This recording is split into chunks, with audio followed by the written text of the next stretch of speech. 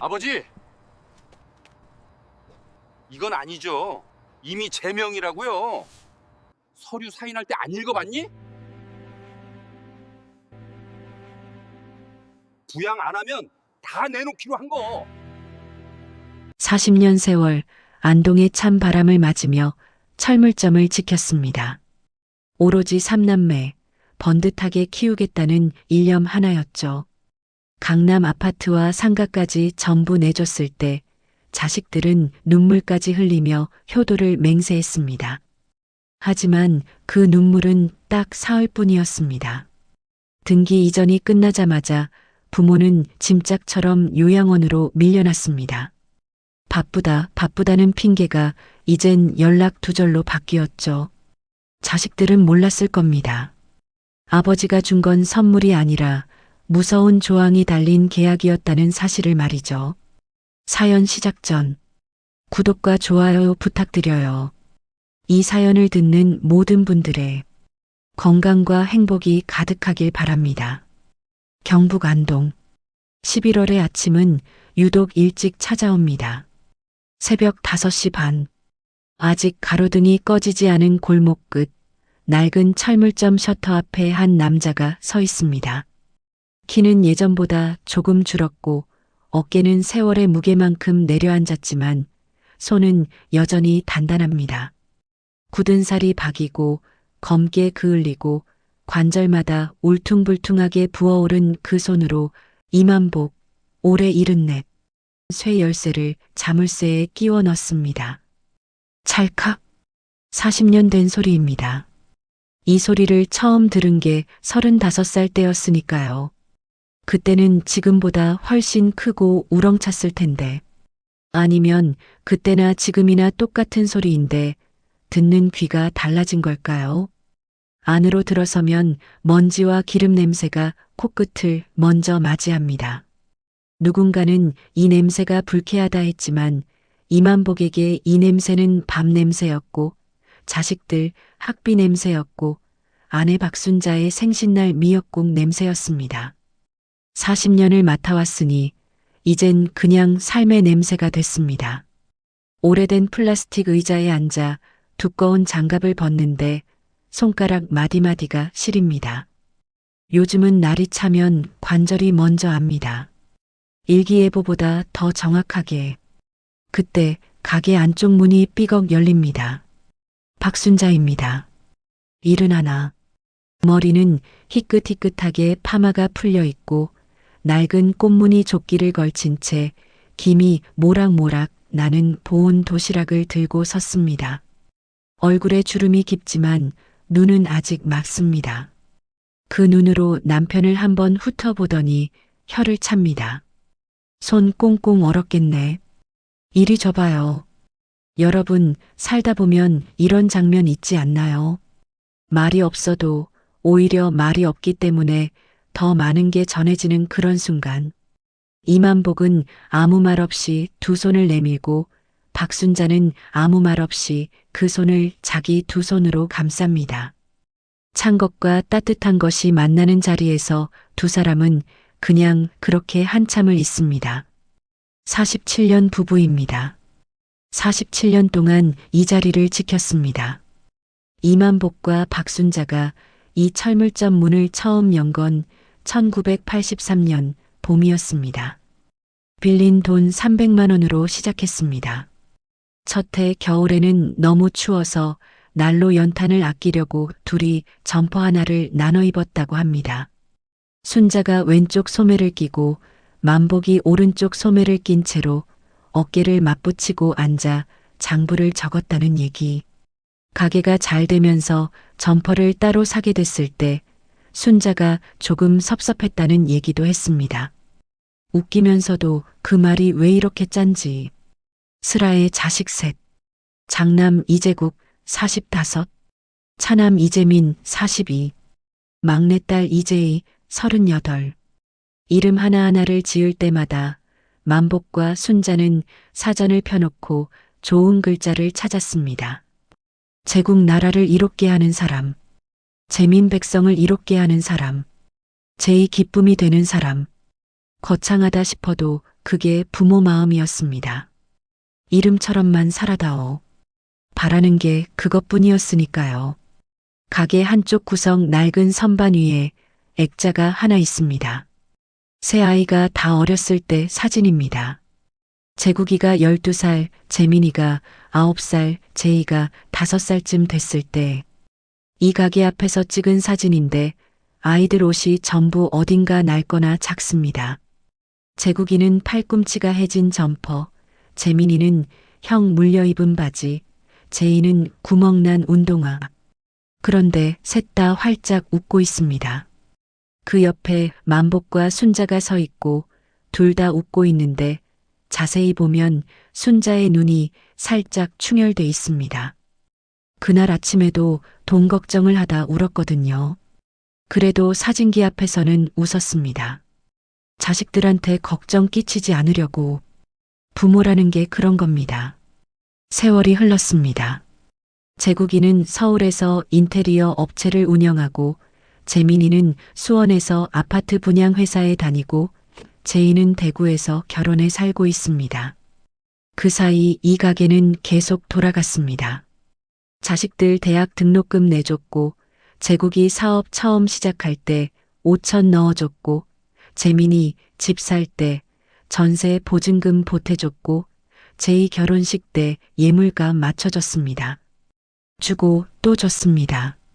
줄 때마다 만복은 이렇게 말했습니다. 우리가 살면 얼마나 살겠냐. 미리 주는 게 낫지. 순자는 그 말이 들릴 때마다 가슴이 서늘했지만 아무 말도 하지 않았습니다. 그냥 웃었습니다. 남편이 그렇게 말할 때 눈가에 뭔가 쓸쓸한 게 스치는 걸 봤지만 그냥 웃었습니다. 그리고 작년 여름이 왔습니다. 재국이가 먼저 전화를 했습니다. 아버지, 저 사업이 좀 어렵습니다. 건물 담보로 대출을 좀 받아야 할 것 같은데 아버지 명의 상가 건물 저한테 증여해 주시면 안 될까요? 제가 잘 관리할게요. 만복은 그날 저녁 순자한테 이 얘기를 했습니다. 순자가 말했습니다. 재국이가 힘들다는데 어떡해요. 줍시다. 2달 뒤 재민이한테서 문자가 왔습니다. 아버지, 저 이번에 내 집 마련 기회가 생겼어요. 아파트 증여받을 수 있을까요? 작은 거 바라는 게 아닌데 죄송해서요. 만복은 이번에도 순자한테 물었습니다. 순자는 이번엔 잠시 말을 멈췄습니다. 그러더니 말했습니다. 줍시다. 우리가 살면 얼마나 산다고.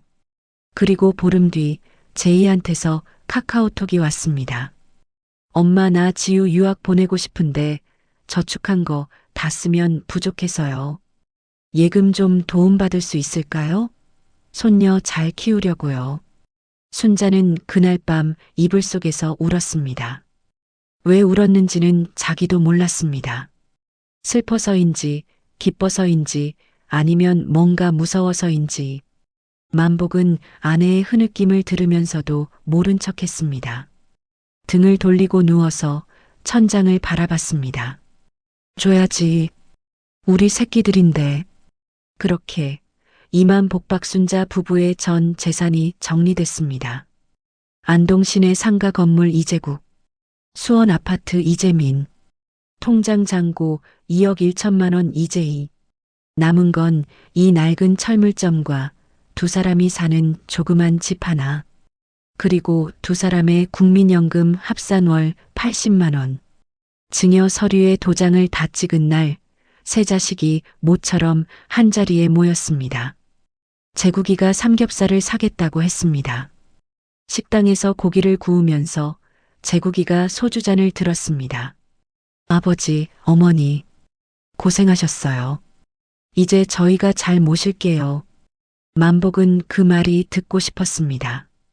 그 말을 듣기 위해서였는지도 모릅니다. 다 저버린 게 식당 창밖으로 11월의 안동 하늘이 보였습니다. 높고 맑고 조금 차가운 하늘. 순자는 소주잔을 받아들면서 창밖을 잠깐 봤습니다. 뭔가 말하려다 그냥 마셨습니다. 그날 밤 집으로 돌아오는 길 만복이 순자의 손을 잡았습니다. 두 사람은 말이 없었습니다. 가로등 아래를 걸을 때 순자가 혼잣말처럼 중얼거렸습니다. 영감, 우리 잘하는 거 맞죠? 만복은 대답을 안 했습니다. 대신 손을 더 꽉 쥐었습니다. 그날 찍은 가족 사진이 하나 있습니다. 제국이가 식당에서 핸드폰으로 찍었습니다. 다들 웃고 있습니다. 만복도 웃고 순자도 웃고 자식들도 웃습니다. 그런데 사진 속 만복의 눈을 자세히 보면 초점이 조금 멀리 가 있습니다. 웃는 얼굴인데 어딘가 텅 빈 것 같은 눈. 그게 어떤 표정인지 다들 아시죠?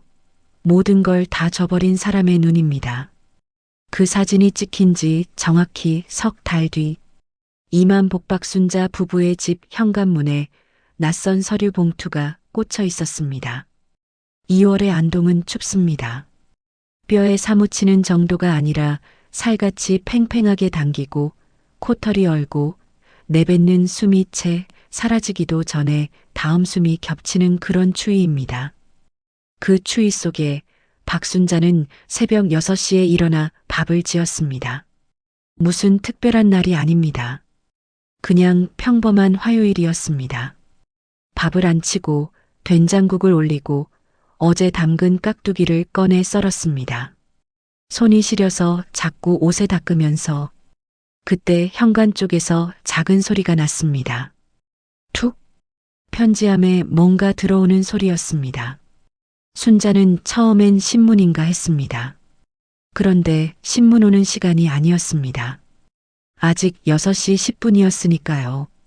국이 끓는 걸 확인하고 나서야 현관으로 나갔습니다. 문을 열었더니 칼바람이 먼저 들어왔습니다. 눈이 시렸습니다. 편지함을 보니 봉투 하나가 비스듬히 꽂혀 있었습니다. 하얀 봉투, 두꺼웠습니다.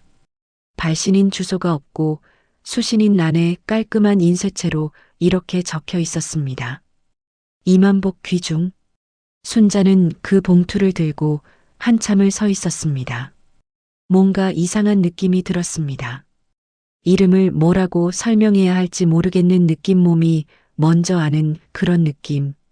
방 안으로 들어가서 남편을 깨웠습니다. 영감, 이거. 만복이 눈을 비비며 봉투를 받아들었습니다. 뜯었습니다. 안에는 서류가 여러 장 들어 있었습니다. 첫 장에 굵은 글씨로 이렇게 적혀 있었습니다. 실버타운 입소 안내 및 일정 조율의 건. 만복은 그 제목을 읽고 다음 장을 넘겼습니다. 그리고 다음 장을, 또 다음 장을. 마지막 장에는 서명란이 있었습니다. 3칸. 이미 3개의 서명이 다 들어차 있었습니다. 이재국, 이재민, 이재희. 여러분, 이 장면을 상상해 보십시오. 새벽의 차가운 방 안. 낡은 이불을 걷고 나와 봉투를 뜯는 노인의 손. 그 손이 점점 느려집니다. 페이지를 넘기는 속도가 점점 더뎌집니다. 마지막 장에서 멈춥니다. 그리고 아주 오랫동안 아무것도 안 합니다. 박순자는 남편 얼굴을 봤습니다. 놀란 것도 아니고 우는 것도 아니고 그냥 표정이 없었습니다. 오래된 사진처럼 아무것도 읽히지 않는 얼굴. 그게 오히려 더 무서웠습니다. 영감, 그게 뭐예요? 만복은 대답 대신 서류를 조용히 아내 앞에 놓았습니다. 순자가 첫 줄을 읽는데 3초가 걸렸습니다. 그리고 그 자리에 주저앉았습니다. 오전 10시 초인종이 울렸습니다. 이재국이었습니다. 검은색 롱패딩을 입고 캐리어 하나 끌고 왔습니다. 서울에서 아침 일찍 출발했다고 했습니다. 현관에 들어서면서 실내를 한번 쭉 훑었습니다. 뭘 보는 건지 모르겠지만 눈이 빠르게 움직였습니다. 추우셨죠? 안에 따뜻해요? 목소리가 밝습니다. 너무 밝습니다. 부모님 앞에 앉은 제국이는 봉투를 먼저 꺼내셨냐고 물었습니다. 그렇다고 하니까 잠깐 안도하는 표정을 지었습니다. 그것도 잠깐이고 바로 걱정 어린 아들 표정으로 전환했습니다. 그 표정 전환이 너무 빨랐습니다. 0.5초 정도? 아버지, 어머니, 제가 드릴 말씀이 있어서 왔어요. 만복은 아무 말도 안 했습니다. 순자도 말이 없었습니다. 제국이는 그걸 허락으로 받아들이고 계속했습니다. 저희가 진짜 오래 고민했어요. 정말이에요. 근데 아버지 어머니 연세가 이제 있으시잖아요. 아버지 허리도 안 좋으시고 어머니도 혈압약 드시고 저희가 자주 찾아뵙고 싶어도 저는 사업이 있고 재민이는 직장 있고 제이는 애들 있고 솔직히 제대로 모시기가 현실적으로 어렵잖아요. 여러분, 지금 이 남자가 하는 말을 잘 들어보십시오. 제대로 모시기가 어렵다는 말을. 사업이 어렵다고 상가 건물 달라고 할 때는 직장이 있어서 집이 필요하다고 아파트 달라고 할 때는 애가 유학을 가야 한다고 예금 달라고 할 때는 그 입이 얼마나 빠르게 움직였는지를. 그런데 부모를 모시는 일에서는 갑자기 현실적으로 어렵다고 합니다. 제국이는 계속 말을 이어갔습니다. 그래서요. 저희가 알아봤는데 진짜 좋은 데가 있어요. 실버타운인데 시설도 깨끗하고 의료진도 상주하고 다른 어르신들도 많이 계시고 혼자 계시는 것보다 훨씬 낫거든요. 오히려 더 즐거우실 수도 있어요. 그 말이 끝나고 잠깐의 침묵이 흘렀습니다. 창밖에 바람이 지나가는 소리, 부엌에서 냉장고 돌아가는 소리, 만복이 처음으로 입을 열었습니다. 거기 비용은? 제국이가 잠깐 머뭇거렸습니다. 그 머뭇거림이 딱 1초였습니다. 보증금이 5천 정도고요. 월 이용료가 한 150 정도 되는데 저희 셋이 나눠서 낼게요. 월에 50씩? 만복이 물었습니다. 근데 우리 연금이 둘이 합쳐서 80이잖아. 거기서 생활비 쓰면. 제국이가 말을 끊었습니다. 아버지, 거기서 생활비 따로 쓸 일이 없어요. 식사도 다 나오고 생필품도 다 포함이에요. 오히려 지금보다 편하실 거예요. 그 말이 너무 매끄러웠습니다. 준비해온 말처럼, 연습한 말처럼 박순자가 그때 처음으로 입을 열었습니다. 제국아, 네 어머니, 우리가 여기서 살면 안 되는 거니? 제국이의 표정이 0.3초 굳었습니다. 그리고 다시 걱정 어린 아들 모드로 돌아왔습니다. 어머니, 그게 더 걱정이 돼서요. 두 분이 여기서 둘이만 계시다 뭔 일 생기면 어떡해요? 응급 상황이나 이런 거. 거기는 24시간 케어가 되니까 저희가 안심을 하죠. 저희가 안심을 한다고요. 저희가. 순자는 그 말을 듣고 고개를 살짝 숙였습니다. 무릎 위에 올린 손이 떨리고 있었습니다. 뭔가 말하려고 입을 한번 열었다가 다시 다물었습니다. 만복은 그 모습을 봤습니다. 50년 가까이 같이 산 남자는 아내가 저 표정일 때 무슨 생각을 하는지 압니다. 참고 있다는 거, 울고 싶은데 참고 있다는 거. 만복이 아들을 봤습니다. 아들은 지금 핸드폰을 꺼내 입소 날짜를 보고 있었습니다. 부모가 뭔 표정인지에는 관심이 없었습니다. 이미 결정이 난 일처럼 이제 일정만 조율하면 된다는 태도였습니다. 그 핸드폰 화면 밝기가 유난히 밝았습니다. 그 순간 만복은 뭔가를 더 물어보고 싶었습니다. 그 상가 건물, 지금 어떻게 되고 있냐고. 재민이 들어간 아파트는 잘 살고 있냐고. 제 딸 유학은 잘 됐냐고. 근데 말이 안 나왔습니다. 정확히는 물어보는 게 무서웠습니다. 대답을 들었을 때 그 대답이 자기가 생각하는 그 대답일까봐. 그걸 확인하는 순간 지금 이 자리가 너무 선명하게 보일 것 같아서 그래서 그냥 말하지 않았습니다. 알겠다. 단 2글자. 제국이의 얼굴이 밝아졌습니다. 진심으로 안도하는 표정이었습니다. 근데 그 안도가 부모님이 상처받지 않아서가 아니었습니다. 일이 잘 마무리돼서였습니다. 그게 달랐습니다. 아버지, 잘 결정하셨어요. 진짜 좋은 데예요. 제가 미리 가봤거든요. 방도 깨끗하고 뷰도 좋고 두 분이 같이 쓰실 수 있는 2인실도 있어요. 2인실. 평생 한 집에서 산 두 사람이 이제 2인실에 들어가는 겁니다. 그날 오후 제국이는 점심을 먹고 서울로 올라갔습니다. 현관을 나서면서 한번 돌아봤습니다. 그리고 말했습니다. 아버지, 어머니, 이게 다 아버지를 위한 거예요. 아시죠? 문이 닫혔습니다. 발소리가 멀어졌습니다. 골목 끝에서 차 시동 거는 소리가 들렸습니다. 그리고 조용해졌습니다. 박순자가 움직였습니다. 부엌으로 가서 아침에 올려놓고 아무도 안 끈 된장국을 껐습니다. 다 졸아 있었습니다. 냄비 바닥에 눌어붙어 있었습니다. 순자는 그 냄비를 한참 봤습니다. 그리고 눈물이 떨어졌습니다. 소리도 없이 예고도 없이 그냥 뚝 떨어졌습니다.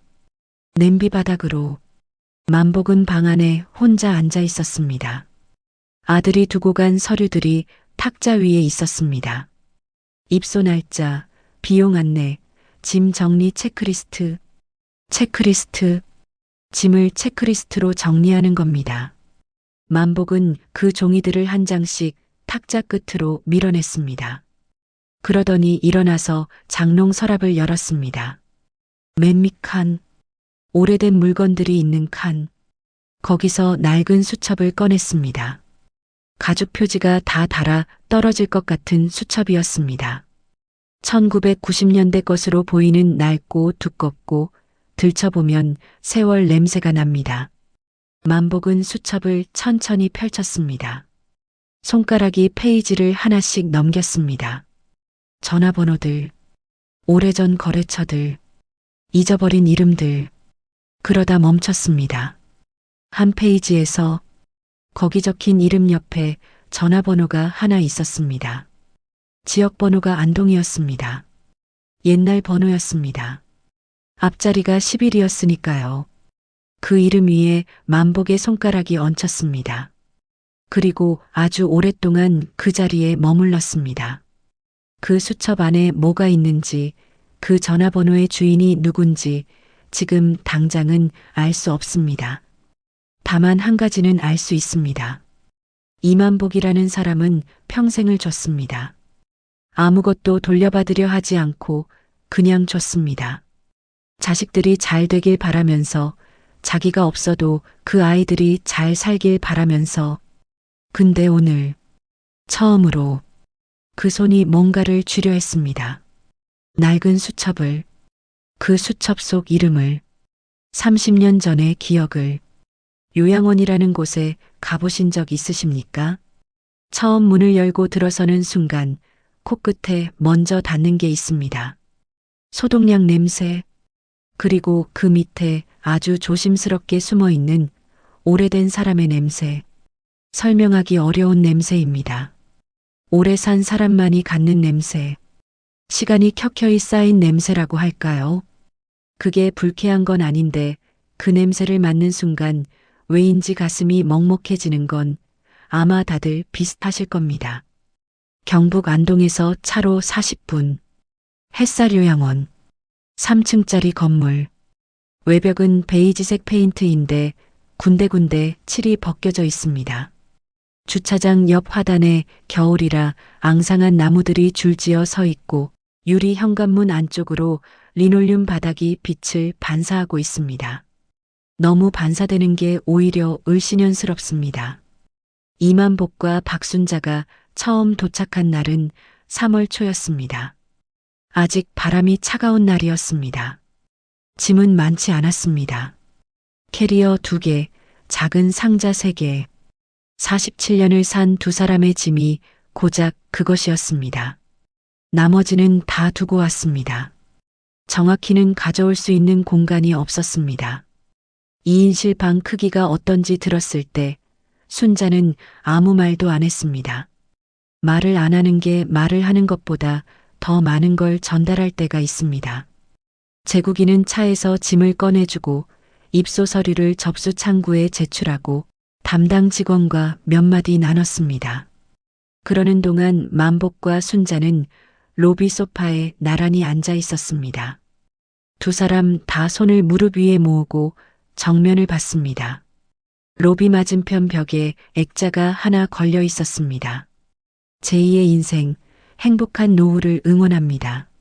순자가 그 액자를 한참 봤습니다. 그러더니 시선을 내렸습니다. 제국이가 모든 서류를 마치고 돌아왔습니다. 다 됐어요. 직원분이 방 안내해 주신대요. 그리고 잠깐 머뭇거렸습니다. 저 오늘 서울을 다시 올라가야 해서 오후에 미팅이 있거든요. 적응하시면 재민이나 제이가 들를 거예요. 만복이 고개를 끄덕였습니다. 제국이가 두 사람을 한번 봤습니다. 뭔가 말하려다 안 했습니다. 대신 직원에게 잘 부탁드립니다라고 했습니다. 그 말이 부모에게 해야 할 말이었는데 현관문이 열렸습니다. 차가운 바람이 잠깐 들어왔다 나갔습니다. 그리고 제국이의 뒷모습이 유리문 너머로 멀어졌습니다. 순자는 그 뒷모습이 사라질 때까지 봤습니다. 만복은 보지 않았습니다. 101호 1층 복도 끝에서 두 번째 문입니다. 방문을 처음 열었을 때 형광등이 하얗게 켜졌습니다. 창문이 하나 있는데 주차장 쪽을 향해 있어서 하루 종일 차 들어오는 소리가 납니다. 침대 2개, 작은 서랍장 하나, 좁은 옷장, 그리고 작은 화장실. 벽은 연한 민트색인데 칠이 균일하지 않아서 어떤 데는 진하고 어떤 데는 흐립니다. 순자가 짐을 풀면서 서랍장 위에 작은 것 하나를 올려놓았습니다. 가족 사진이었습니다. 제국이가 찍은 그 식당 사진. 다들 웃고 있는. 순자는 그 사진을 서랍장 위에 올려놓고 한 번 보고 창문 쪽으로 고개를 돌렸습니다. 주차장이 보였습니다. 제국이 차가 이미 없었습니다. 여러분, 요양원 생활이 어떤 건지 아십니까? 아침 7시에 기상방송이 나옵니다. 아침 7시 반에 식사. 정해진 자리에 앉아서 정해진 메뉴를 먹습니다. 어르신 입맛에 맞게 간을 줄인 음식들입니다. 짜지 않고 맵지 않고 자극적이지 않은 음식들. 맛이 없다는 게 아니라 중간입니다. 무난합니다. 아무런 기억을 만들지 않는 맛입니다. 10시에 체조 시간, 오전 프로그램, 점심, 낮잠 시간, 오후 프로그램, 저녁, 취침. 그게 하루입니다. 반복됩니다. 그 반복이 사흘, 나흘, 일주일이 됩니다. 만복이 제일 힘든 건 따로 있었습니다. 아침에 눈을 뜰 때였습니다. 40년 동안 눈 뜨면 철물점을 열어야 했습니다. 몸이 그걸 기억했습니다. 새벽 5시에 저절로 깨고 손이 저절로 움직이려 했습니다. 그런데 눈을 뜨면 민트색 벽이 있고 옆 침대에서 순자의 숨소리가 들리고 가야 할 가게가 없었습니다. 그 순간이 제일 길었습니다. 면회는 오지 않았습니다. 첫 주, 두 번째 주, 세 번째 주, 전화가 한 번 왔습니다. 제이였습니다. 잘 계세요? 적응하셨어요? 응, 잘 있어. 다행이다. 거기 밥은 맛있어요? 그냥 그래. 너는 잘 있냐? 네, 잘 있어요. 지우가 이번에 어학원 등록했거든요. 엄마 보고 싶으면 말해요. 전화가 끊어졌습니다. 순자는 핸드폰을 내려놓고 창밖을 봤습니다. 주차장, 차들. 제국이한테도 문자를 한 번 했습니다. 제국아, 잘 있니? 답장이 왔습니다. 네, 아버지 잘 계세요? 저 요즘 바빠서요. 나중에 전화할게요. 나중은 오지 않았습니다. 재민이는 아예 연락이 없었습니다. 그렇게 일주일이 지났을 무렵 만복은 처음으로 복도에 나가 앉았습니다. 복도 끝에 창이 하나 있었습니다. 작은 화분 몇 개가 놓인 창가 자리. 어디서 가져왔는지 낡은 등받이 의자가 하나 있었습니다. 만복은 거기 앉아 창밖을 봤습니다. 3월의 뒤뜰이 보였습니다. 아직 황량했습니다. 그때 옆에서 목소리가 들렸습니다. 새로 오셨소? 돌아보니 할아버지 한 분이 지팡이를 짚고 서 계셨습니다. 80 가까이 돼 보이는 분이었습니다. 눈이 작고 깊었으며 뺨이 안쪽으로 꺼진 얼굴이었지만 눈빛이 살아있었습니다. 네, 요즘 왔습니다. 어디서? 안동시내서요. 할아버지가 고개를 끄덕이며 옆에 앉았습니다. 나도 안동이요. 풍산 쪽. 두 사람은 잠깐 아무 말이 없었습니다. 창밖의 황량한 뒤뜰을 같이 봤습니다. 그 할아버지 이름은 최인호, 78이었습니다. 슬아의 아들 둘. 큰아들은 서울에서 의사였고 작은아들은 대전에서 회사를 다녔습니다. 1년 전에 이 요양원에 왔습니다. 이유를 굳이 묻지 않아도 알 것 같았습니다. 여러분, 이게 참 이상한 일입니다. 요양원이라는 곳은 처음에는 낯선 사람들이 모인 공간처럼 보입니다. 사는 곳도 다르고 살아온 방식도 다르고 이름도 모르는 사람들. 근데 시간이 조금 지나면 어느 순간 느끼게 됩니다. 이 사람들이 전부 비슷한 이유로 이 자리에 있다는 걸. 가족이 있는데 혼자인 사람들. 그게 제일 외로운 외로움입니다. 완전히 혼자인 외로움은 그냥 쓸쓸합니다. 그런데 가족이 있는데 전화기 속에 자식들 번호가 있는데 일주일이 지나도 그 번호로 연락이 안 오는 외로움은 그냥 쓸쓸한 게 아닙니다. 그건 아픕니다. 다릅니다. 만복은 최인호 할아버지 옆에 앉아서 그 사람이 하는 말을 들었습니다. 큰아들이 올해 설에 안 왔다는 얘기, 작은아들이 지난해 추석에 들렀는데 30분 있다 갔다는 얘기, 그 30분 동안 핸드폰을 놓지 않았다는 얘기. 만복은 말없이 들었습니다. 최인호가 말했습니다. 재산 다 정리해줬지, 나도. 자식들 어렵다고 하니까. 만복의 손이 무릎 위에서 천천히 쥐어졌습니다. 얼마나 되셨어요, 여기? 1년 됐소. 근데 있잖소. 처음엔 이 창으로 자식들 차가 들어오나 매일 봤는데 요즘은 안 봐요. 안 보게 되더라고. 그 말이 만복의 귀에서 오래 머물렀습니다. 안 보게 되더라고. 기다리는 걸 포기하게 되더라고. 그날 저녁 만복이 밥을 먹다가 숟가락을 내려놨습니다. 왜요? 맛없어요? 아니. 그럼 왜요? 만복이 한참 있다가 말했습니다. 순자야. 우리 여기서 그냥 살면 안 될 것 같다. 순자는 숟가락을 내려놓지 않았습니다. 그냥 국을 한번 저었습니다. 그리고 말했습니다. 알아요. 두 사람은 그 말로 충분했습니다. 47년 부부는 긴 말이 필요 없습니다. 알아요. 그 두 글자 안에 나도 그렇게 생각했어. 당신이 먼저 말해줘서 다행이야. 우리 뭔가 해보자. 다 들어있었습니다. 그날 밤 10시 요양원 복도에 불이 꺼졌습니다. 소등 시간이 10시였습니다. 여기도 규칙이 있었습니다. 몇 시에 자고 몇 시에 일어나는지까지. 만복은 불이 꺼진 방에서 눈을 떴습니다. 잠이 안 왔습니다. 장롱에서 캐리어를 조용히 열었습니다. 순자가 깰까봐 최대한 소리를 줄이면서 캐리어 맨 밑 두꺼운 스웨터 아래에 낡은 수첩이 있었습니다. 짐을 쌀 때 제일 먼저 챙긴 것이었습니다. 아무것도 모르는 순자 몰래 만복이 수첩을 꺼내서 핸드폰 화면 불빛으로 페이지를 넘겼습니다. 그리고 멈췄습니다.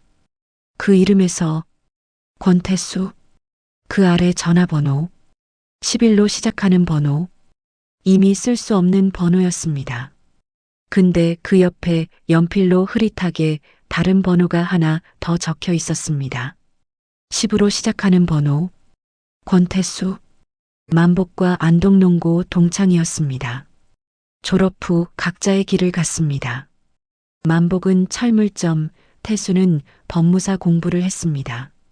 한동안 연락이 끊겼다가 30 중반에 우연히 동창회에서 다시 만났습니다. 그 자리에서 태수가 했던 말이 있었습니다. 술이 한 잔 들어갔을 때였습니다. 태수가 만복의 어깨에 손을 얹으며 말했습니다. 만복아, 자식한테 재산 줄 때는 꼭 조건을 달아라. 아무 조건 없이 주면 나중에 아무것도 없는 거야. 법적으로도 감정적으로도. 만복이 그때 웃으면서 말했습니다. 에이, 우리 자식들이 그러겠냐? 태수가 말했습니다.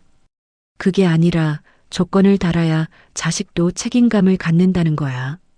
그 말이 20년 가까이 만복의 머릿속 어딘가에 있었습니다. 흐릿하게 쓸 일이 없을 거라 생각하며 그냥 두었던 말.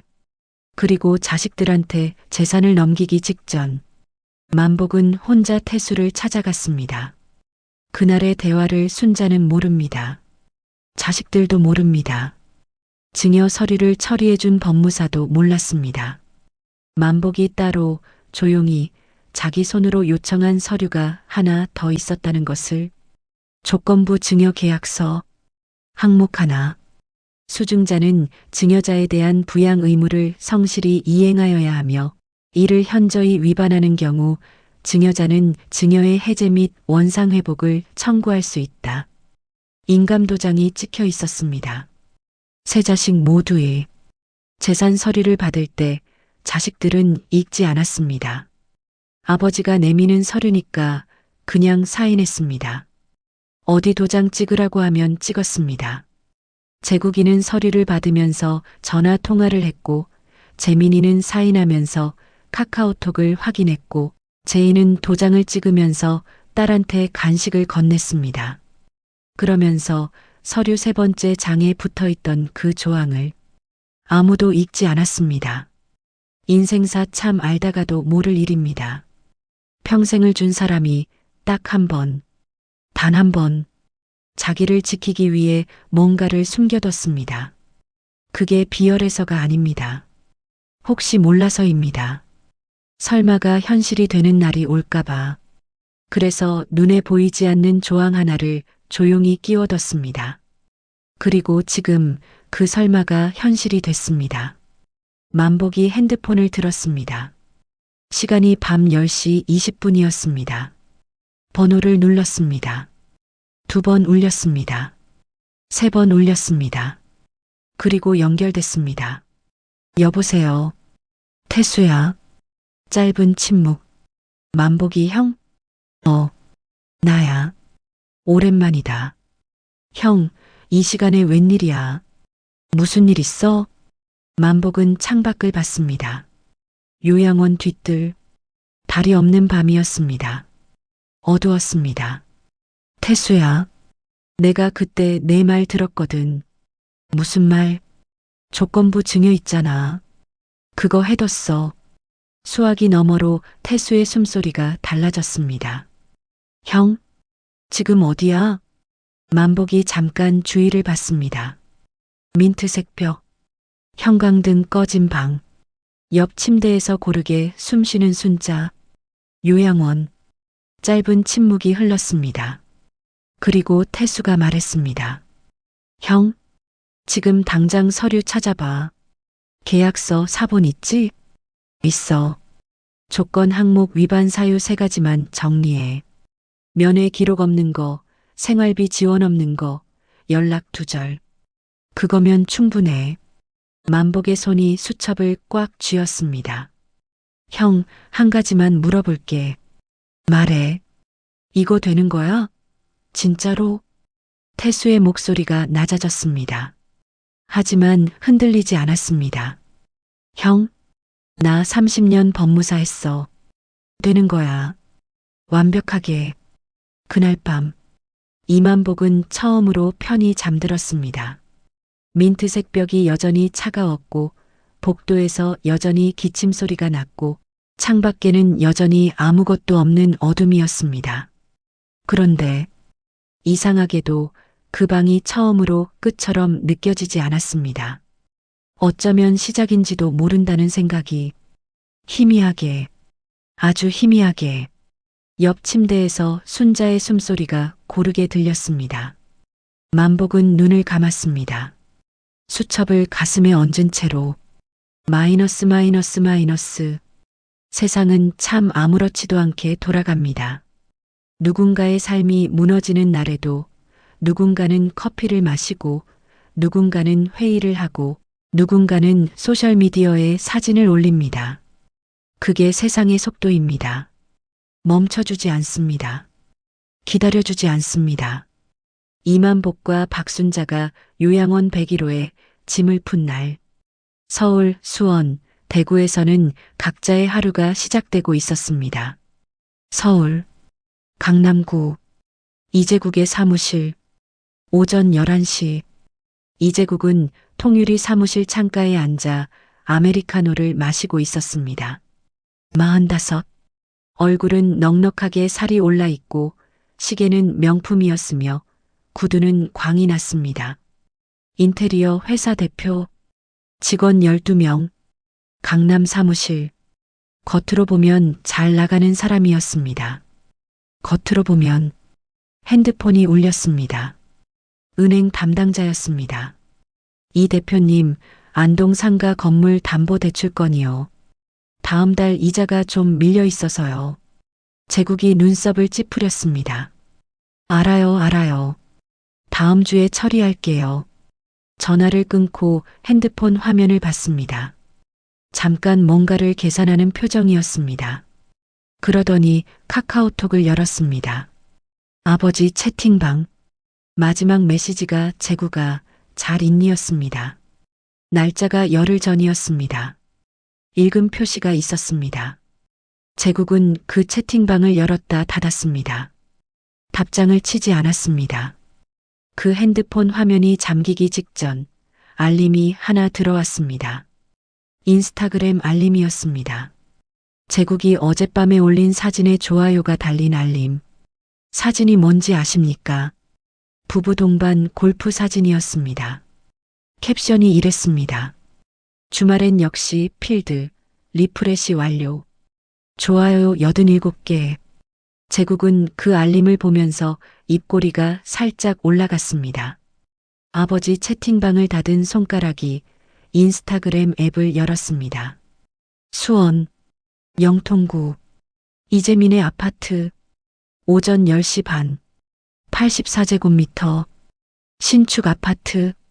이재민의 아내 장미연이 소파에 앉아 핸드폰을 하고 있었습니다. 화면에는 인테리어 앱이 켜져 있었습니다. 재민은 화장실에서 나오다 거실을 한번 쭉 봤습니다. 여기 이제 완전 우리 집 같다. 그치? 미연이 핸드폰에서 눈을 떼지 않고 말했습니다. 커튼만 바꾸면 완성이야. 이거 어때? 좋은데. 얼마야? 한 세트에 84. 재민이 냉장고를 열면서 말했습니다. 참, 이번 주말에 뭐해? 처형 내외 온다고 했지? 응. 집들이 겸 해야지. 이 집 아직 아무한테도 안 보여줬잖아. 아, 맞다. 아버지, 어머니 요양원 보낸 거 말해도 돼? 미연이 핸드폰을 내려놓으며 살짝 눈을 찌푸렸습니다. 왜? 말하면 안 돼? 아니, 그냥 처형이 이상하게 생각할 수도 있으니까. 미연이 잠깐 생각하더니 말했습니다. 그냥 좋은 실버타운 보내드렸다고 하면 되지 뭐. 요즘 그런데 보내는 집 많아. 그러면 되겠다. 그게 끝이었습니다. 그 대화의 총 소요 시간은 20초였습니다. 20초? 부모를 요양원에 보낸 이유를 해명하는데 20초면 충분했습니다. 그리고 그 다음 이야기는 커튼, 색상이었습니다. 그 아파트 거실 한쪽 벽에 사진이 한 장도 없었습니다. 가족 사진이 단 한 장도. 대구, 수성구 이재희의 일상. 오후 2시 이재희는 카페에 앉아 친구들과 수다를 떨고 있었습니다. 친구 중 한 명이 물었습니다. 제이야, 너 부모님 요양원 보냈다며? 진짜야? 제이가 커피를 한 모금 마시고 말했습니다. 응. 근데 거기 진짜 좋아. 오빠가 알아봤는데 24시간 케어에 의료진도 있고 두 분이 또래 어르신들이랑 지내시니까 오히려 더 좋으시더라고. 집에서 둘이만 계시는 것보다. 그래도 부모님이 서운하시지 않을까? 제이가 살짝 웃었습니다. 우리 부모님은 그런 분들이 아니야. 워낙 이해심이 많으시거든. 뭐 해드려도 고마워하시고. 솔직히 나는 부모님이 편하신 게 제일 중요한 거잖아. 너 효도하는 거네. 제이가 머리를 쓸어넘기며 말했습니다. 그냥 현실적으로 생각한 거지. 우리도 다 바쁘고 부모님도 연세 있으시고. 커피잔을 내려놓으면서 핸드폰을 확인했습니다. 지우 유학원에서 온 문자였습니다. 이번 달 수업료 납부 안내. 제이가 얼굴을 찡그렸습니다. 어머, 또 올랐네. 이거. 그리고 친구에게 말했습니다. 있잖아. 요즘 유학원 비용이 장난이 아니야. 우리 부모님한테 도움받은 게 얼마나 다행인지. 방금 들으신 겁니다. 부모님이 요양원에 계신다는 말을 하면서 그 입으로 동시에 부모님 돈이 얼마나 다행인지를 말합니다. 효도를 했다고 생각합니다. 현실적인 판단을 했다고 생각합니다. 그 카페 테이블 위에 핸드폰이 있었습니다. 엄마 번호를 마지막으로 누른 게 열나흘 전이었습니다. 그 통화 시간은 2분 40초였습니다. 카메라가 이제 다시 안동으로 돌아옵니다. 3월 중순의 요양원. 오후 3시. 햇빛이 101호 창문으로 비스듬히 들어옵니다. 박순자는 침대에 앉아 뜨개질을 하고 있었습니다. 손주들 주려고 뜨기 시작한 목도리였습니다. 거의 다 됐는데 한참 만에 멈췄습니다. 무릎 위에 뜨개질을 내려놓고 창밖을 봤습니다. 주차장에 차가 한 대 들어왔다 나갔습니다. 자식들 차가 아니었습니다. 순자는 다시 뜨개질을 들었습니다. 손이 예전만큼 빠르지 않았습니다. 그때 복도에서 발소리가 났습니다. 만복이었습니다. 손에 서류 몇 장을 들고 있었습니다. 표정이 달랐습니다. 요양원에 처음 왔을 때의 텅 빈 표정이 아니었습니다. 순자야, 잠깐 봐. 순자가 뜨개질을 내려놓고 일어나 책상 앞에 섰습니다. 서류를 봤습니다. 첫 장을 읽었습니다. 두 번째 줄쯤에서 손이 멈췄습니다. 영감 이게 30년 전에 태수 만났을 때 기억해? 그때 내가 따로 서류를 하나 만들어뒀어. 자식들이 사인한 거야? 몰랐겠지. 읽지를 않았을 테니까. 순자의 눈이 흔들렸습니다. 그 흔들림이 슬픔인지 놀라움인지 안도인지 쉽게 구분이 안 됐습니다. 아마 셋 다였을 겁니다. 이거 쓰면 어떻게 되는 거예요? 건물 돌아와. 아파트 돌아와. 예금 돌려받아. 순자가 한참 남편을 봤습니다. 우리 자식들인데. 그 말이 반박이 아니었습니다. 확인이었습니다. 당신도 알고 있죠. 그 아이들이 우리 자식인 거. 그 마음이 들어있는 말이었습니다. 알아. 근데 순자야. 우리가 여기서 그냥 늙어가는 거 나는 못하겠어. 최인호 씨 봐. 1년째 창가에서 기다리는 거. 나는 그렇게 되기 싫어. 순자의 눈에 물기가 찼습니다. 나도 싫어요. 두 사람이 잠깐 말이 없었습니다. 창밖으로 빛이 조금 더 기울었습니다. 순자가 먼저 말했습니다. 근데 영감, 이거 쓰면 애들이 어떻게 될까요? 만복이 서류를 받습니다. 재국이는 대출이 꼬여. 재민이는 아파트를 내놔야 해. 제이는 지유 학비 내놔야 하고. 힘들어질 거야. 많이. 순자가 뜨개질을 받습니다. 손주 주려고 짜던 목도리, 반쯤 된 목도리, 그리고 말했습니다. 그래도 해요. 만복이 아내를 받습니다. 그래도 해야 해요, 영감. 우리가 이대로 있으면 애들도 평생 이게 괜찮은 줄 알아요. 그게 더 나쁜 거잖아요. 자식을 벌하려는 게 아닙니다. 자식을 가르치려는 겁니다. 이게 괜찮은 일이 아니라는 걸, 이 방법밖에는 알려줄 수가 없다는 걸, 평생 주기만 했던 사람이 처음으로 돌려받으려 합니다. 돈이 아닙니다. 자식이 부모를 어떻게 대해야 하는지를 돌려받으려는 겁니다. 그 서류가 탁자 위에 있었습니다. 만복의 손이 천천히 펜을 들었습니다. 그날 밤 순자가 물었습니다. 서명했어요? 했어. 순자가 잠자리에 누우면서 말했습니다. 영감. 응. 우리 잘하는 거 맞죠? 만복이 이번엔 대답을 했습니다. 모르겠어. 근데 안 하면 후회할 거야. 그건 알아. 순자가 더 말하지 않았습니다. 두 사람은 각자의 침대에서 각자의 천장을 봤습니다. 민트색 벽에 창밖 가로등 불빛이 길게 드리웠습니다. 멀리서 개 짖는 소리가 한 번 났습니다. 그리고 조용해졌습니다. 101호의 밤이 깊어갔습니다. 세상에는 두 종류의 우편물이 있습니다. 기다리는 우편물과 기다리지 않았는데 오는 우편물. 첫 번째는 설렙니다. 두 번째는 봉투를 들었을 때 손이 왜인지 무거워집니다. 발신인을 보기도 전에 몸이 먼저 압니다. 이게 좋은 소식이 아니라는 걸. 3월 넷째 주 목요일 아침, 서울, 수원, 대구에 동시에 등기 우편이 도착했습니다. 오전 10시 12분, 서울 강남구, 이제국의 사무실 수령함에 봉투가 한 통 꽂혔습니다. 흰 봉투, 두꺼웠습니다. 왼쪽 상단에 찍힌 글씨가 선명했습니다. 안동지방법원. 제국의 비서가 봉투를 들고 사무실 문을 두드렸습니다. 대표님, 등기 왔어요. 법원에서요. 제국은 통화 중이었습니다. 손을 흔들어 탁자에 놓으라고 했습니다. 비서가 나갔습니다. 제국은 통화를 마저 끝냈습니다. 그러고 나서 봉투를 받습니다. 안동지방법원. 이마에 주름이 잡혔습니다. 안동에서 법원 우편이 올 일이 딱 하나 있었습니다. 제국이 봉투를 뜯었습니다. 서류를 꺼냈습니다. A사 용지 5장.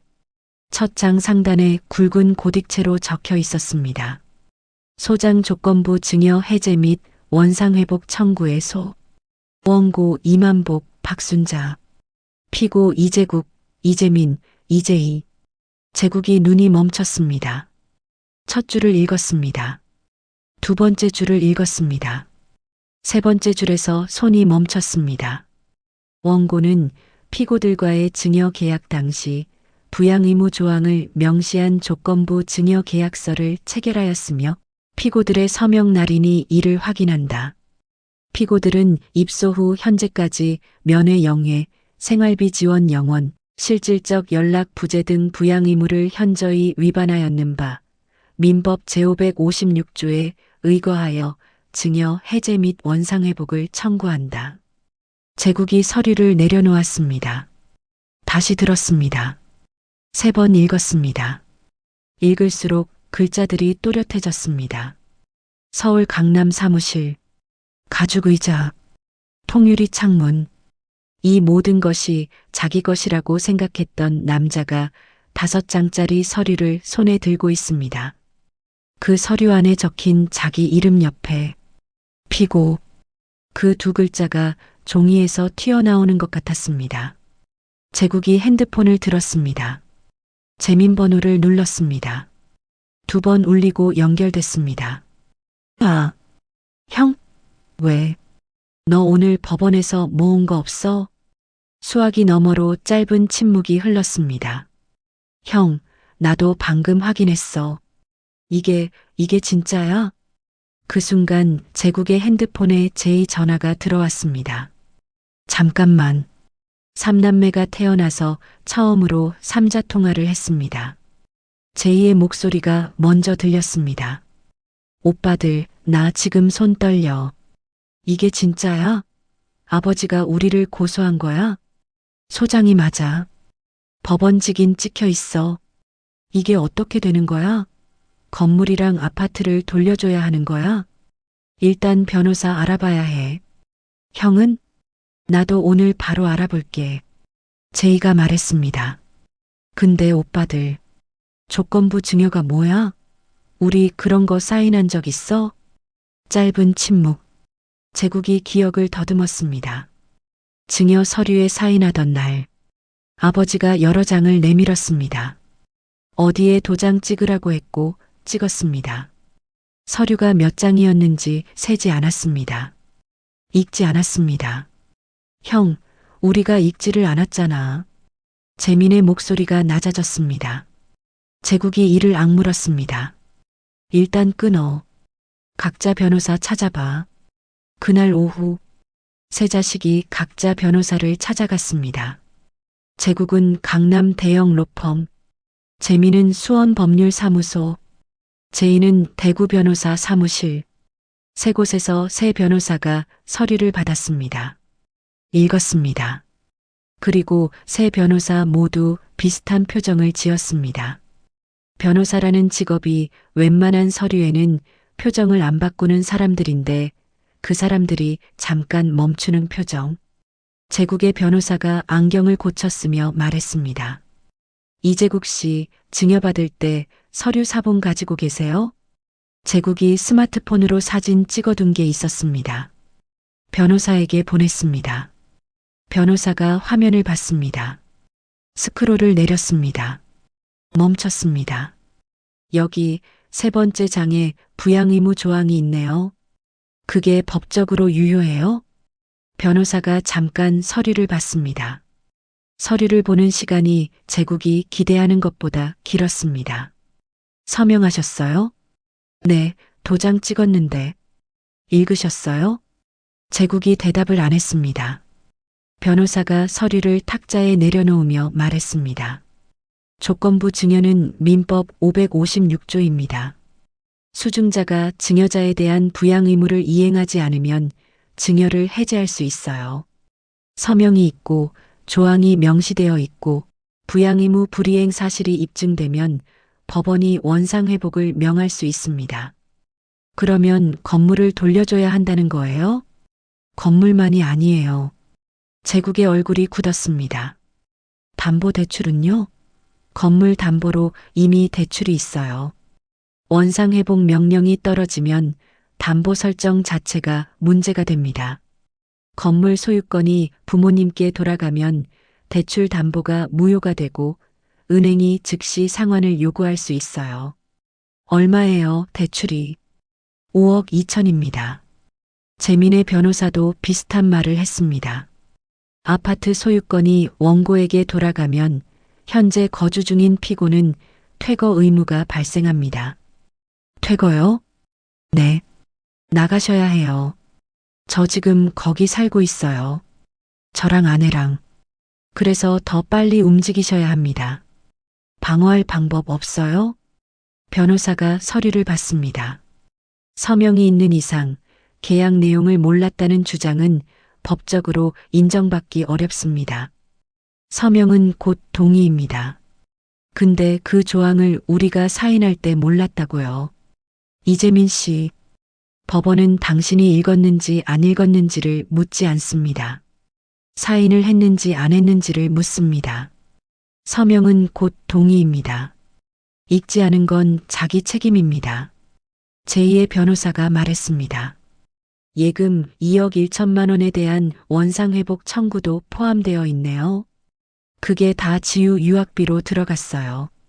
지금 남은 게 얼마 없어요. 얼마나 남으셨어요? 3천 정도요. 원상회복 청구가 받아들여지면 2억 1천을 돌려드려야 합니다. 현재 잔액과 관계없이요. 제2의 눈이 커졌습니다. 그럼 제가 1억 8천을 어디서 구해요? 그걸 지금 저한테 물으시면 안 됩니다. 변호사가 서류를 다시 한번 천천히 봤습니다. 조항 하나하나를, 서명 위치를, 날짜를, 그리고 말했습니다. 솔직히 말씀드릴게요. 이 서류 굉장히 꼼꼼하게 만들어진 겁니다.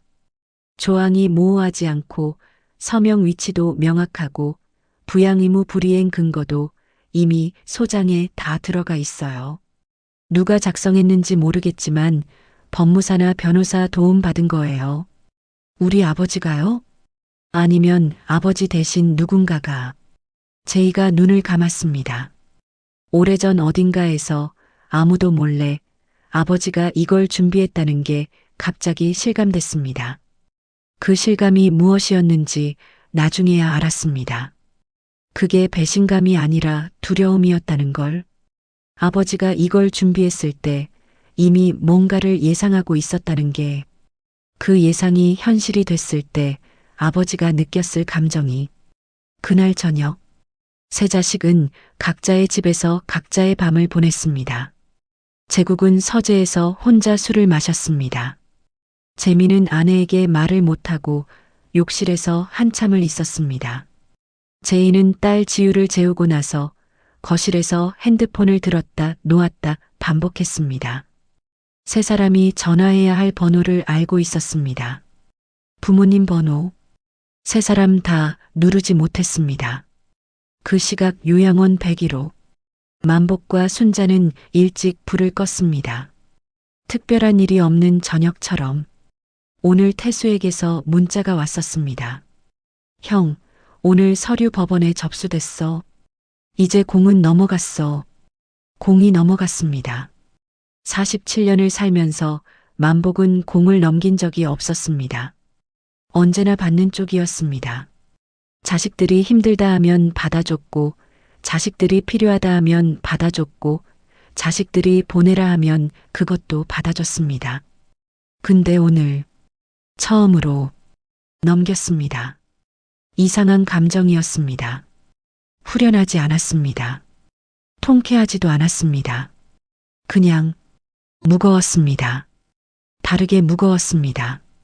전에는 아무것도 할 수 없는 사람의 무거움이었다면 지금은 뭔가를 한 사람의 무거움이었습니다.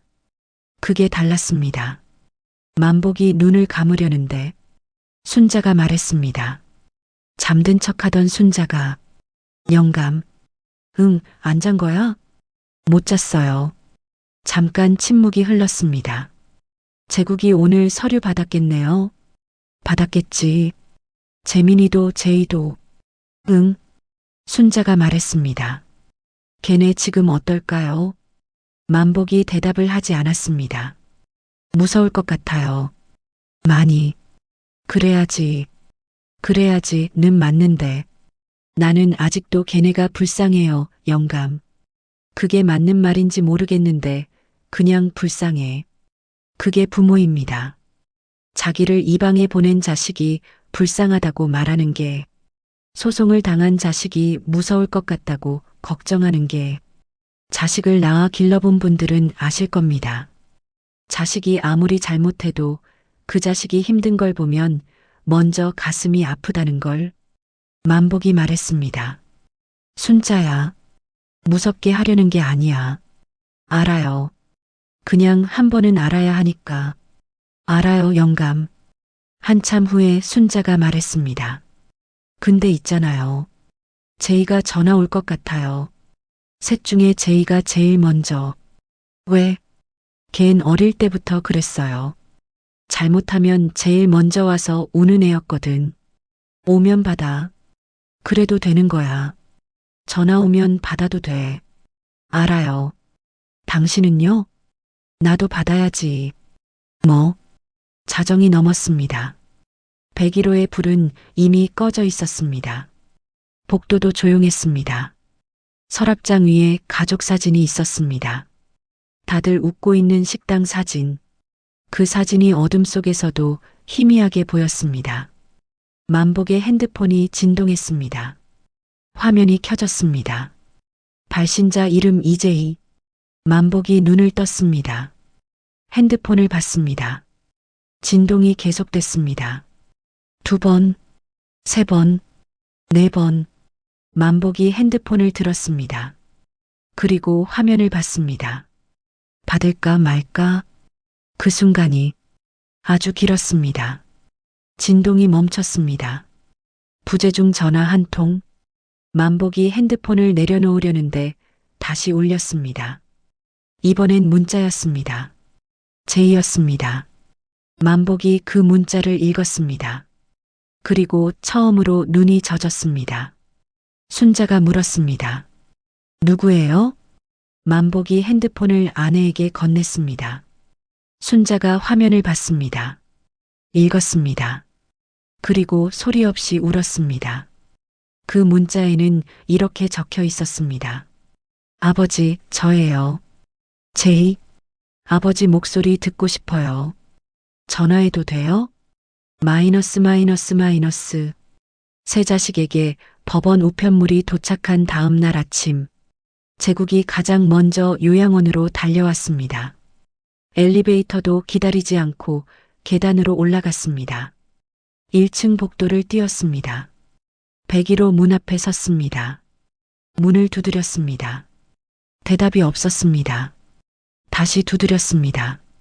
그래도 없었습니다. 문이 잠겨 있지 않았습니다. 조심스럽게 열었습니다. 방은 비어 있었습니다. 침대는 정리돼 있었습니다. 서랍장 위에 가족 사진이 없었습니다. 옷장문이 열려 있었는데 안이 텅 비어 있었습니다. 어디선가 소독약 냄새만 났습니다. 제국이 멍하니 방을 둘러봤습니다. 그때 침대 위에 뭔가가 보였습니다. 하얀 종이 한 장이 있었습니다. A사 용지였습니다. 그 위에 손글씨로 딱 2줄이 적혀 있었습니다. 우리는 떠났다. 엄마, 아빠. 제국이 그 종이를 들었습니다. 2번 읽었습니다. 3번 읽었습니다. 손이 떨렸습니다.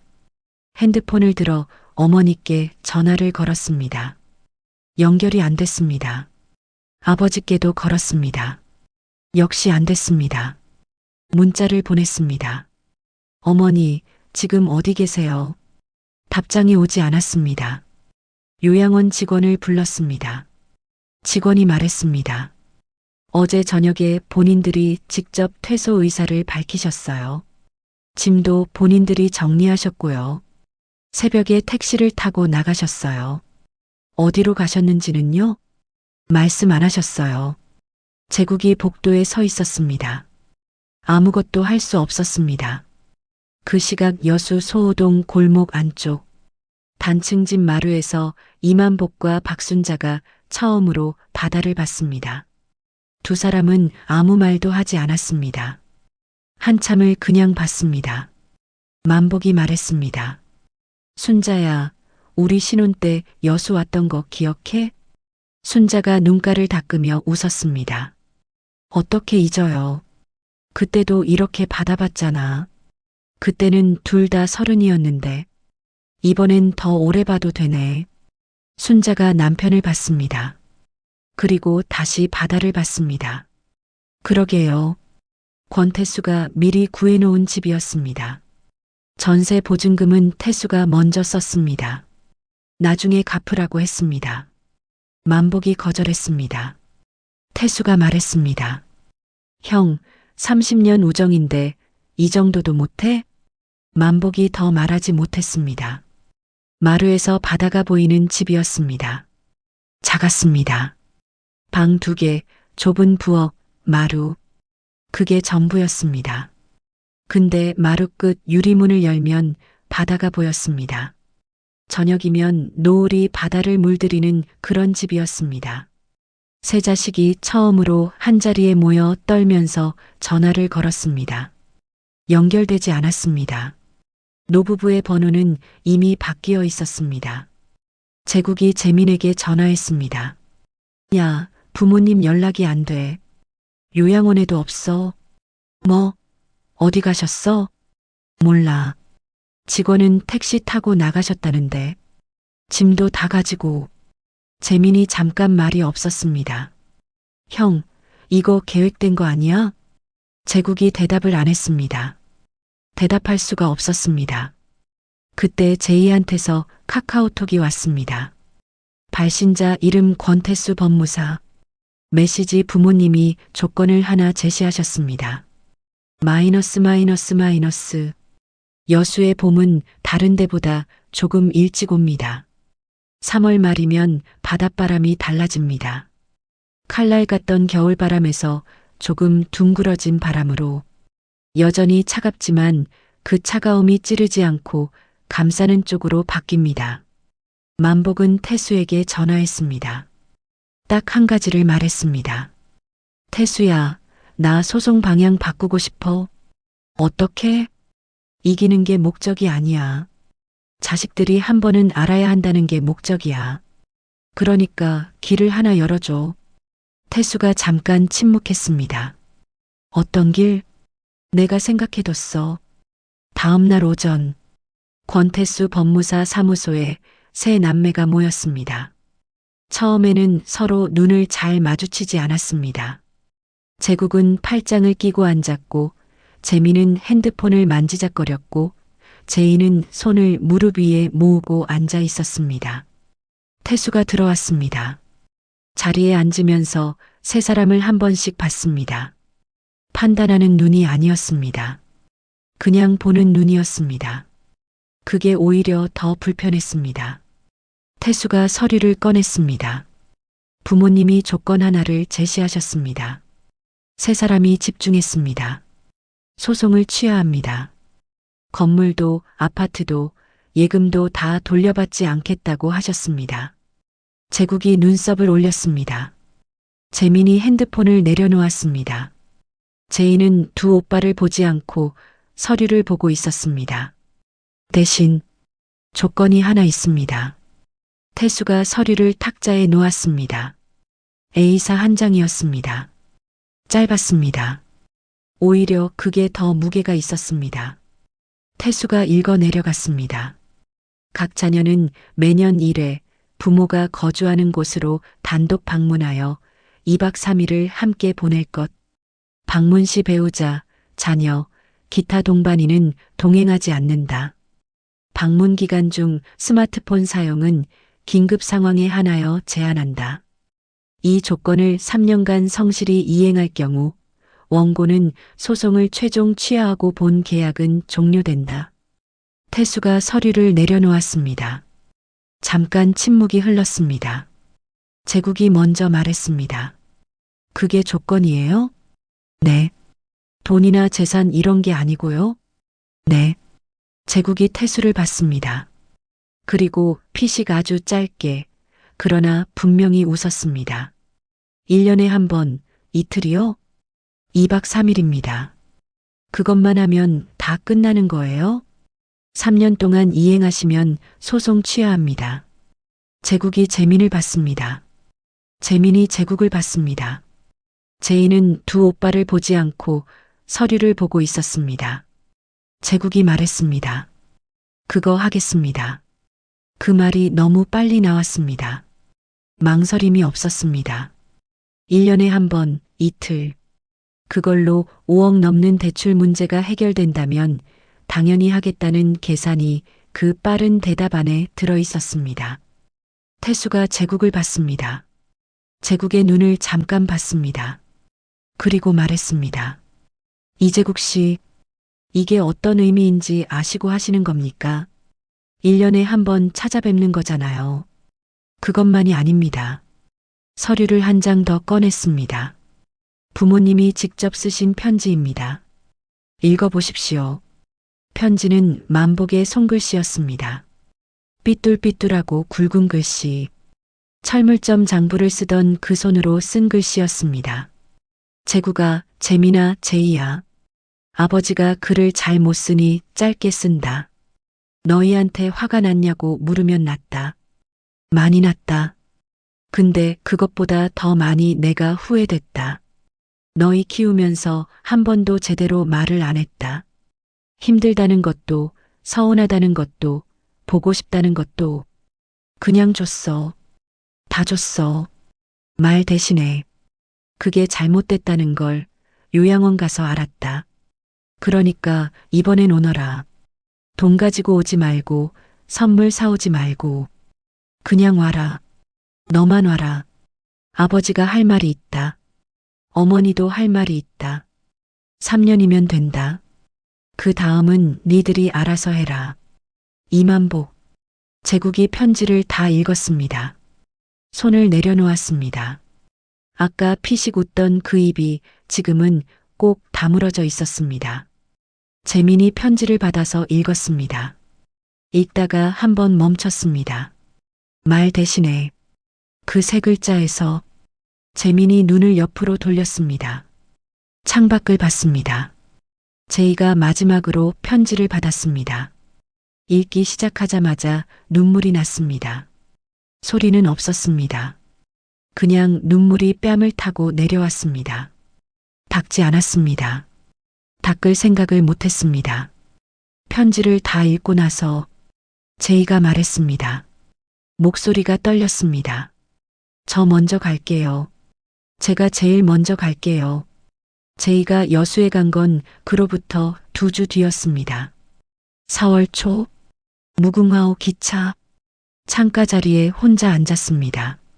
창밖으로 봄이 지나갔습니다. 벚꽃이 한창인 구간을 지날 때 제이가 핸드폰을 들었습니다. 엄마에게 문자를 보냈습니다. 엄마, 나 지금 기차 타고 있어. 오후 3시쯤 도착할 것 같아. 답장이 바로 왔습니다. 알았어. 올 때 아무것도 사오지 마. 제이가 핸드폰을 내려놓으며 웃었습니다. 그 웃음이 슬픈 건지 기쁜 건지 본인도 몰랐습니다. 여수 엑스포역에서 내려 택시를 탔습니다.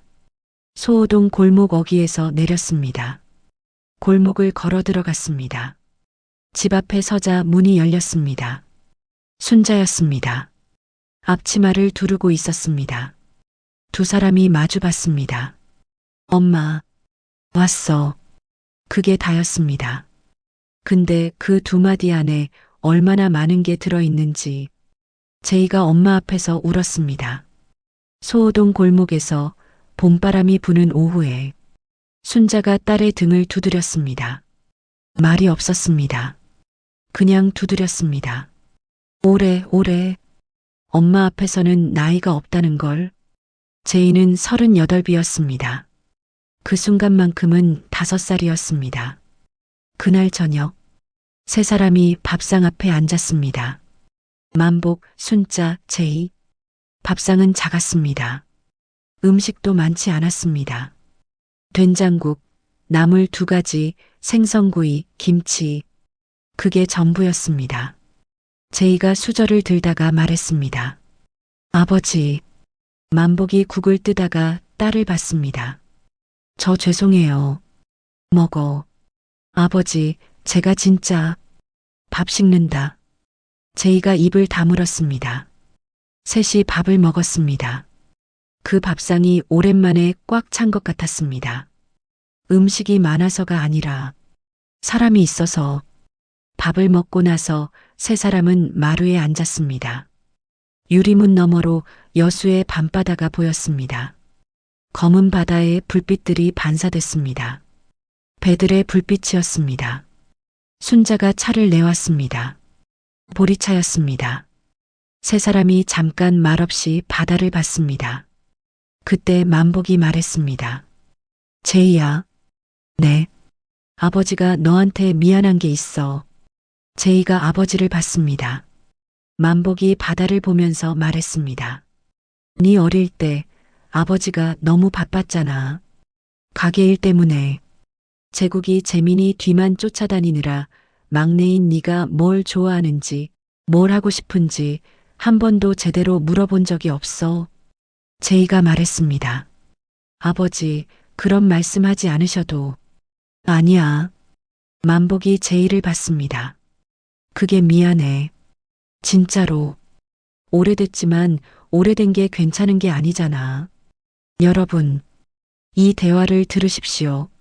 소송을 낸 아버지가 소송을 당한 딸 앞에서 자기 잘못을 먼저 말합니다. 이게 단순한 복수 이야기가 아닌 이유가 여기 있습니다. 만복은 자식들에게 분노하면서도 동시에 자기 자신을 들여다봤습니다. 내가 뭘 못했는지를, 자식들한테 말을 못한 게 뭔지를, 요양원 101호에서 천장을 보며 계산한 게 그게 아니었을까요? 돈이 아니라 말. 평생 줬지만 진짜 줘야 할 걸 못 줬다는 것을. 제이가 눈물을 닦으면서 말했습니다. 아버지도 그런 거 있었어요? 응. 저는 아버지가 그런 거 없는 줄 알았어요. 항상 강한 분인 줄 알았어요. 만복이 말했습니다. 강한 척 했지. 순자가 옆에서 말했습니다. 이 양반이 강한 척 하느라 평생 힘들었어요. 만복이 헛기침을 했습니다. 제이가 웃었습니다. 처음으로 그날 진짜로 웃었습니다. 그날 밤, 제이는 작은 방에서 잠들었습니다. 이불이 낡았습니다. 베개가 작았습니다. 방이 좁았습니다. 근데 오랜만에 편하게 잠들었습니다. 자다가 깼을 때 마루 쪽에서 소리가 났습니다. 조심스럽게 문을 열어보니 만복과 순자가 마루에 나란히 앉아 있었습니다. 불도 안 켜고 말도 없이 그냥 바다를 보고 있었습니다. 달이 있는 밤이었습니다. 달빛이 바다를 비추고 그 빛이 마루까지 들어왔습니다. 두 사람이 그 빛 안에 앉아 있었습니다. 제이가 문 뒤에서 그 모습을 봤습니다. 소리를 내지 않았습니다. 그냥 봤습니다. 한참을. 그 순간 제이는 생각했습니다. 두 사람이 어떤 말을 하고 있는지, 아니면 말이 없는지, 뭘 생각하는지, 이 밤이 두 사람에게 어떤 밤인지 알 수 없었습니다. 하지만 두 사람이 옆에 있다는 것만으로도 뭔가 완성된 것 같은 그 장면이, 제이는 그걸 오래 기억할 것 같았습니다. 어쩌면 평생. 그로부터 한 달 뒤, 제국이 혼자 여수에 왔습니다. KTX를 타고 여수 엑스포역에서 내려 택시를 타고 소호동으로 왔습니다.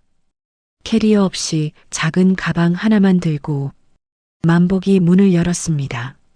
제국이 아버지를 봤습니다. 아버지가 아들을 봤습니다. 잠깐의 침묵. 제국이 말했습니다. 왔습니다, 아버지. 만복이 말했습니다.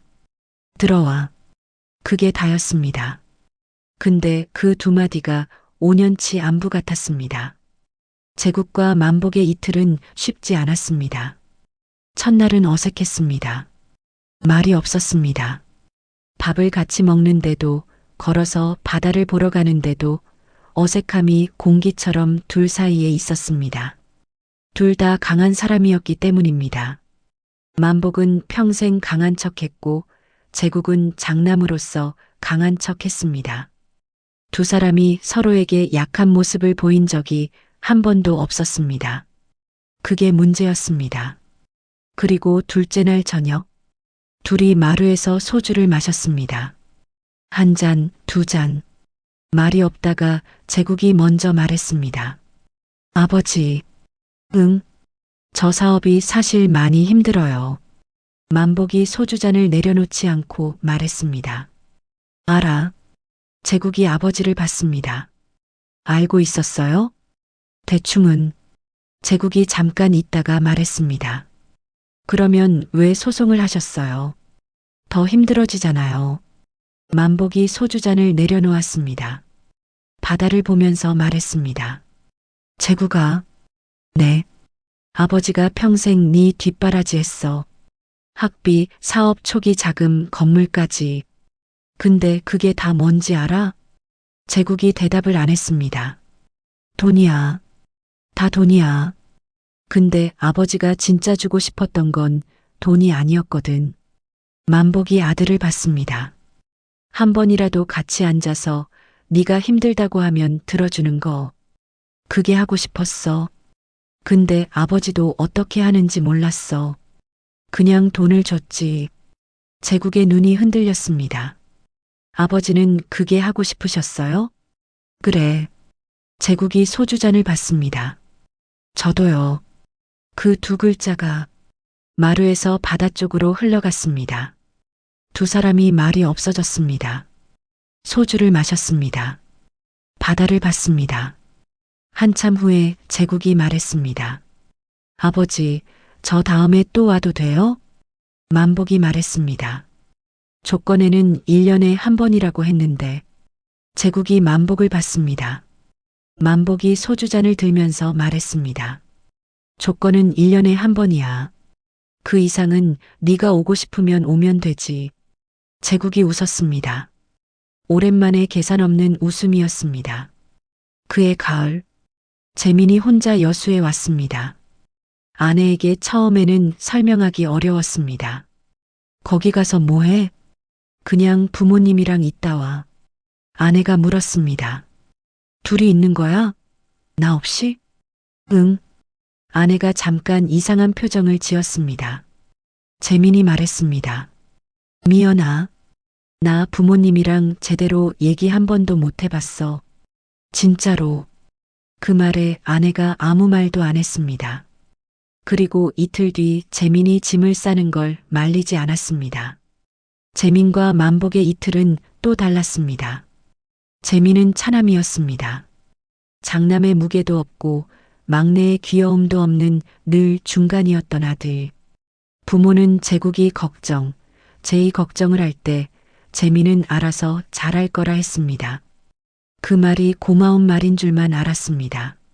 재민이 첫날 밤 만복에게 물었습니다. 아버지, 저 어릴 때 어땠어요? 기억나요? 만복이 말했습니다. 조용했어. 말이 없었어. 저 말하고 싶었는데 아무도 물어봐 주지 않았어요. 만복이 아들을 봤습니다. 그랬냐? 네. 미안하다. 짧은 사과였습니다. 근데 재민이 그 말을 듣고 고개를 돌렸습니다. 눈이 빨개졌습니다. 40이 넘은 남자가 아버지한테 처음 사과를 받은 날 밤에 그렇게 1년이 지났습니다. 세 자식이 각자 한 번씩 다녀갔습니다. 그리고 그 다음 해에도 또 그 다음 해에도 3년이 지났습니다. 태수가 만복에게 전화했습니다. 형, 3년 됐어. 소송 취하 서류 써도 돼. 만복이 말했습니다. 그래. 형은 이번에 어떤 기분이야? 만복이 잠깐 생각했습니다. 모르겠어. 복수한 기분? 아니. 그럼 뭔데? 만복이 마루 쪽을 봤습니다. 순자가 마루에서 뜨개질을 하고 있었습니다. 그냥 사람 사는 기분. 태수가 웃었습니다. 형, 그거면 됐다. 소송 취하 서류가 법원에 접수되고 일주일 뒤 여수 소호동 골목에 차 3대가 들어왔습니다. 제국, 재민, 제이가 동시에 왔습니다. 이번엔 혼자가 아니었습니다. 각자의 손에 뭔가를 들고 있었습니다. 만복이 문을 열었습니다. 세 자식을 봤습니다. 그리고 그들 손에 들린 것을 봤습니다. 만복의 눈이 멈췄습니다. 그게 뭔지는 마지막 챕터에서 밝혀집니다. 봄이 다시 왔습니다. 세 번째 봄이었습니다. 이만복과 박순자가 여수 소호동에 처음 발을 디딘 게 3년 전 봄이었으니까요. 그 사이 바다는 변하지 않았습니다. 여전히 청록빛이었고 여전히 아침이면 갈매기가 지붕 위를 날았고 여전히 저녁이면 노을이 수면을 물들였습니다. 변한 건 사람이었습니다. 만복은 조금 더 늙었습니다. 허리가 더 굽었고 걸음이 더 느려졌습니다. 그런데 눈빛이 달라졌습니다. 요양원 101호에 처음 들어섰을 때의 텅 빈 눈이 아니었습니다. 뭔가 채워진 눈이었습니다. 채워진 게 뭔지는 설명하기 어렵지만 보면 알 수 있는 그런 눈이었습니다. 순자도 마찬가지였습니다. 마루에서 바다를 볼 때, 뜨개질을 할 때, 만복과 나란히 앉아 보리차를 마실 때 그 얼굴에서 요양원 시절의 그 표정이 사라졌습니다. 뭔가를 기다리는 표정, 오지 않을 것을 기다리는 표정, 그게 없어졌습니다. 대신 그냥 있는 표정이 됐습니다. 지금 이 자리에 지금 이 순간에 있는 표정, 그게 가장 편한 얼굴이라는 걸 두 사람은 늦게 알았습니다. 4월 첫째 주 토요일, 아침부터 순자가 바빴습니다. 부엌에서 이것저것 끓이는 소리가 났습니다. 된장국, 잡채, 생선조림, 전, 양이 많았습니다. 둘이 먹기엔 너무 많았습니다. 만복이 마루에 앉아서 말했습니다. 오늘 누가 와? 순자가 부엌에서 대답했습니다. 오는 거 맞겠지요, 뭐. 뭐가 온다고 했어? 아무것도요. 그러면 왜 이렇게 해? 그냥요. 만복이 바다를 봤습니다. 그리고 조용히 웃었습니다. 47년 부부는 말 안 해도 압니다. 10시가 조금 넘었을 때 골목 안으로 차 소리가 들렸습니다. 한 대가 아니었습니다. 만복이 마루에서 일어났습니다. 유리문을 열었습니다. 골목 어귀에 차 3대가 서 있었습니다. 서울 번호판, 수원 번호판, 대구 번호판, 배경음 차 문 열리는 소리, 발소리들. 제국이 먼저 내렸습니다. 그 다음 재민이, 그 다음 제이가 3년 만에 셋이 동시에 왔습니다. 근데 이번엔 혼자가 아니었습니다. 제국 옆에 아내가 있었습니다. 재민 옆에 아내 미연이 있었습니다. 제이 옆에 남편이 있었습니다. 그리고 아이들이 있었습니다. 제국의 2아이, 재민의 아이, 제이의 딸 지우, 손주들이 처음으로 여수에 왔습니다. 만복이 그 광경을 봤습니다. 아무 말도 안 했습니다. 배경음 잠깐의 정적, 봄바람, 갈매기 소리. 순자가 부엌에서 나왔습니다. 앞치마를 두른 채로 젖은 손을 닦으면서 현관 쪽을 봤습니다. 골목 가득 차 있는 가족들을 봤습니다. 순자가 손으로 입을 막았습니다. 여러분, 이 장면을 상상해 보십시오. 낡은 단층집 현관 앞에 서 있는 두 노인. 그 앞에 펼쳐진 골목 가득 자식들과 손주들. 봄 햇살이 골목 위로 쏟아지고 있습니다. 3년 전 두 사람이 요양원 101호로 들어가던 날과 얼마나 다른 풍경인지. 그날은 제국이 짐을 내려주고 30분 만에 사라졌습니다. 오늘은 세 자식이 모두 왔습니다. 그것도 가족 전부를 데리고. 사람이 변하는데 3년이면 충분합니다. 아니, 3년이 꼭 필요합니다. 제국이 먼저 말했습니다. 아버지, 어머니, 저희 왔어요. 그 말이 3년 전 요양원 로비에서 했던 잘 부탁드립니다와 얼마나 다른지. 만복이 말했습니다. 왜 이렇게 많이 왔어? 제국이 뒤통수를 긁으며 말했습니다. 아, 그게 말씀드릴 게 있어서요. 만복이 눈썹을 올렸습니다. 재민이 차 트렁크를 열었습니다. 안에서 뭔가를 꺼냈습니다. 상자였습니다. 크고 납작한 상자.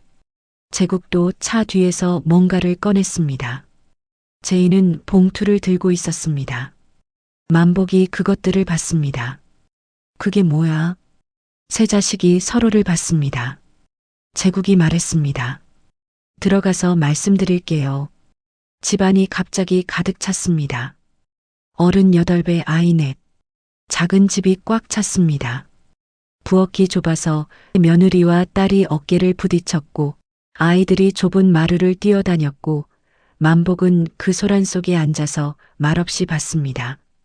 오래전 기억이 났습니다. 제국이 12살, 재민이 9살, 제이가 5살이었을 때 안동 철물점 옆 좁은 집에서 살던 때가. 그때도 이렇게 좁고 시끄러웠습니다. 그때는 그 좁음이 답답했는데 지금은 이상하게 꽉 찬 것 같았습니다. 밥을 먹고 나서 아이들은 마루에서 놀고 어른들이 둘러앉았습니다. 제국이 상자를 앞으로 밀었습니다. 아버지, 이거 먼저 보세요. 만복이 상자를 열었습니다. 안에는 서류들이 있었습니다. 만복이 첫 장을 봤습니다. 부동산 매매 계약서, 여수시 소호동, 주소가 적혀 있었습니다. 만복이 고개를 들어 제국을 봤습니다. 제국이 말했습니다. 저희 셋이 모았어요. 재민이 말했습니다. 각자 얼마씩 냈는지는 말 안 해도 되겠죠? 제이가 말했습니다. 지금 살고 계신 집 전셋집이잖아요. 저희가 그 집 샀어요. 여러분, 3년 전 그 자식들과 지금 이 자식들이 같은 사람들입니다. 같은 제국이고, 같은 재민이고, 같은 제이입니다. 근데 다릅니다. 무엇이 그들을 바꿨을까요? 돈을 잃을 것 같은 두려움? 처음에는 그랬습니다. 소송 서류를 받던 날, 세 사람 모두 두려움으로 움직였습니다. 그런데 여수에 한 번씩 다녀온 뒤에는 달라졌습니다. 아버지와 마루에서 소주를 마신 뒤에, 엄마 앞에서 오래 울고 난 뒤에, 아버지한테 처음으로 사과를 받은 뒤에, 두려움이 아닌 다른 것으로 움직이기 시작했습니다. 그게 뭔지는 자식을 키워본 분들은 아실 겁니다. 이름을 붙이기 어려운, 그러나 분명히 있는 그것. 만복이 계약서를 받습니다. 손이 떨렸습니다. 이번엔 서명을 해서가 아니라 그냥 떨렸습니다. 만복이 말했습니다. 이거 얼마야? 제국이 말했습니다. 아버지가 알 필요 없어요. 만복이 제국을 받습니다. 제국이 말했습니다. 저희가 드리는 거예요. 처음으로 제대로. 순자가 앞치마로 눈을 닦았습니다. 소리를 내지 않으려고 입술을 꾹 눌렀습니다. 그럼에도 어깨가 흔들렸습니다. 재민이 뭔가를 더 꺼냈습니다. 납작한 액자였습니다. 포장지에 쌓여 있었습니다. 이건 제이가 준비했어요. 제이가 앞으로 나왔습니다. 아버지, 어머니, 제가 드릴게요. 순자가 포장지를 조심스럽게 뜯었습니다. 액자가 나왔습니다. 사진이었습니다. 낡고 오래된 사진. 요양원 101호 방 안에서 찍은 사진이었습니다. 만복과 순자가 나란히 앉아 있는 사진. 창밖으로 주차장이 보이는 그 방에서 두 사람이 서로를 보고 있는 사진이었습니다. 웃지 않았습니다. 그냥 보고 있었습니다. 근데 그 눈빛이 어떤 웃는 사진보다 더 많은 걸 담고 있었습니다. 만복이 그 사진을 봤습니다. 이게 언제 찍은 거야? 제이가 말했습니다. 제가 면회 갔을 때 몰래 찍었어요. 만복이 고개를 들었습니다. 면회를? 제이가 눈을 피했습니다. 한 번 갔었어요. 들어가진 못했어요. 문 앞에서 용기가 안 나서 그냥 유리창 너머로 봤어요. 두 분이 나란히 앉아 계셔서 순자의 눈물이 다시 났습니다. 제이야, 엄마 미안해요. 그때 들어갔어야 했는데. 됐어. 아니야, 안 됐어요. 제이야. 순자가 딸의 손을 잡았습니다. 됐다고. 됐다는 말이 용서라는 말입니다. 순자가 딸한테 하는 그 말이 그냥 끝내자는 말이 아닙니다. 진짜로 됐다는 말입니다. 이제 충분하다는 말입니다. 3년이 지났습니다. 그 3년 동안 쌓인 것들이 이 방 안에, 이 사람들 사이에 다 있었습니다. 말하지 못한 것들, 울지 못한 것들, 사과하지 못한 것들. 그게 오늘 한꺼번에 나왔습니다. 조용하게, 소란스럽지 않게, 이 가족답게. 그날 오후, 제국의 아이 둘이 마루 유리문 앞에 서서 바다를 봤습니다. 큰아이가 말했습니다. 할아버지, 저 바다 진짜 우리 집 바다예요? 만복이 그 아이 옆에 쪼그려 앉았습니다. 응, 크다. 그래. 할아버지도 매일 봐요? 매일. 아이가 만복을 봤습니다. 좋겠다. 만복이 손주의 머리를 쓸었습니다. 그 손이 굳은 살 박이고 검게 그을린 손이 아이의 부드러운 머리 위에 얹혔습니다. 만복이 말했습니다. 그래, 좋다. 그리고 그날 저녁, 제국이 집 현관 위에 뭔가를 달았습니다. 작은 나무 간판이었습니다. 직접 만든 거라고 했습니다. 어설프게 다듬어진 나무에 인두로 글씨를 새겼습니다. 솜씨가 좋지 않았습니다. 글자가 삐뚤었습니다. 그런데 그 삐뚤음이 오히려 좋았습니다. 글씨는 이렇게 적혀 있었습니다. 101호. 만복이 그 간판을 봤습니다. 왜 101호야? 제국이 말했습니다. 잊지 말자고요. 저희가 만복이 간판을 봤습니다. 한참을 재민이 말했습니다. 아버지, 이상해요? 만복이 말했습니다. 아니, 마음에 들어요? 만복이 대답을 안 했습니다. 대신 현관 안으로 들어갔습니다. 잠깐 후에 나왔습니다. 손에 뭔가를 들고 있었습니다. 목과 망치였습니다. 만복이 간판 옆 벽에 못을 박았습니다. 그리고 제이가 준비한 액자를 걸었습니다. 요양원 101호에서 찍은 사진. 두 사람이 나란히 앉아 서로를 보고 있는 사진. 간판과 액자가 현관 옆에 나란히 걸렸습니다. 101호 그리고 그 옆에 두 사람의 사진. 세 자식이 그걸 봤습니다. 아무도 말이 없었습니다. 제이가 먼저 핸드폰을 꺼냈습니다. 사진을 찍었습니다. 그리고 말했습니다. 엄마, 아버지, 여기 서세요. 만복과 순자가 현관 앞에 섰습니다. 간판 아래, 액자요. 제이가 말했습니다. 웃으세요. 만복이 말했습니다. 웃으면 되냐? 네. 만복이 순자를 봤습니다.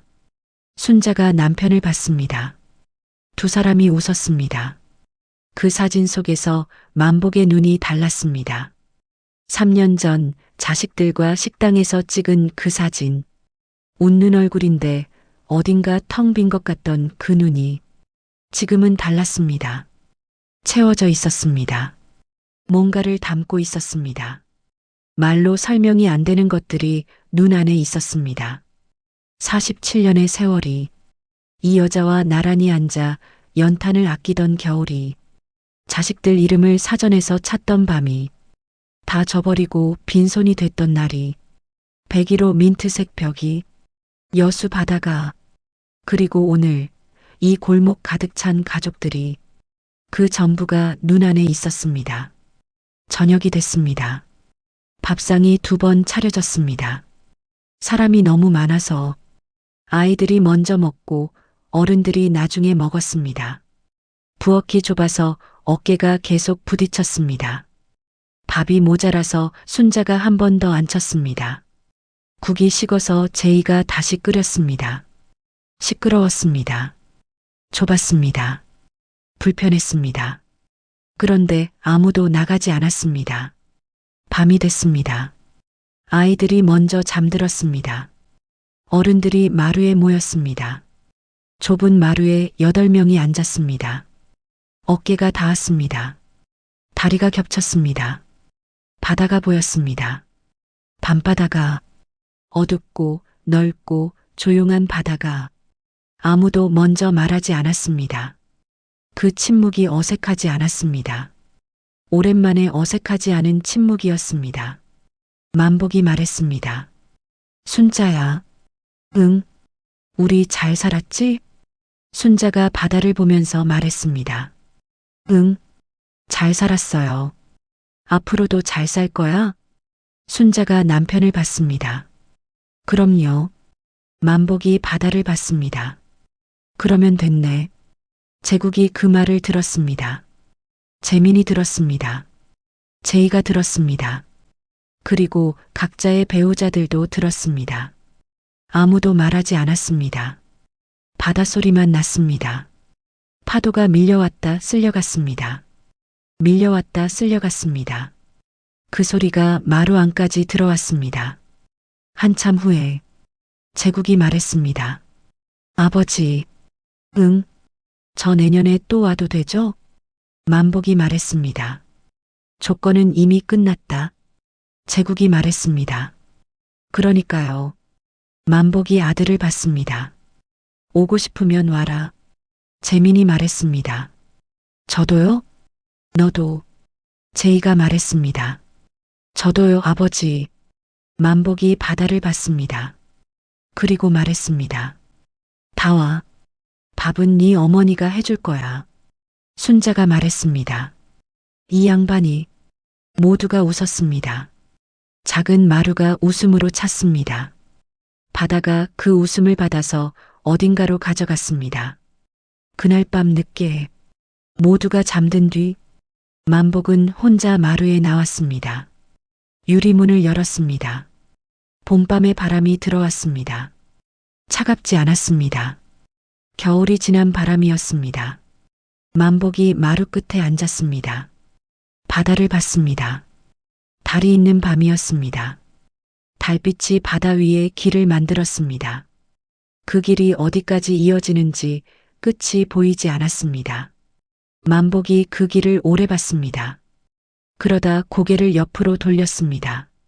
현관 쪽 어둠 속에서도 간판이 보였습니다. 101호 그리고 그 옆 액자 속 사진. 요양원 101호에서 찍힌 두 사람이 서로를 보고 있는 사진. 만복이 사진을 봤습니다.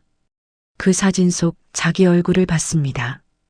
요양원에서의 그 얼굴이 지금 이 얼굴이 됐습니다. 무엇이 바꿨는지 돈이 아니었습니다. 이긴 것도 아니었습니다. 그냥 한 번은 알아야 한다고 생각했고 그것을 위해 처음으로 뭔가를 했고 그 다음은 시간이 했습니다. 시간이 그리고 이 바다가. 만복이 눈을 감았습니다. 바람이 한 번 지나갔습니다. 그리고 안으로 들어갔습니다. 문을 닫았습니다. 액자 아래 제이가 작은 스티커를 붙여놓은 게 있었습니다. 만복이 오늘 처음 발견했습니다. 손바닥만 한 흰 스티커에 작은 글씨가 적혀 있었습니다. 엄마, 아빠, 미안해요. 그리고 고마워요. 제국, 재민, 제이 올림. 그리고 마지막으로 이 이야기를 보고 계신 여러분께 묻겠습니다. 나레이터의 목소리가 아니라 이 이야기 자체가 묻습니다. 당신의 부모님은 지금 어디에 계십니까? 오늘 전화 한 통 하셨습니까? 마지막으로 찾아뵌 게 언제입니까? 부모님이 지금 바라는 게 뭔지 물어보신 적 있습니까? 돈이 아닙니다. 선물이 아닙니다. 그냥 옆에 앉아 있는 것. 그게 다입니다. 이만복, 박순자 부부의 이야기는 여기서 끝납니다. 아니, 여기서 새로 시작됩니다. 101호는 이제 바다가 보입니다.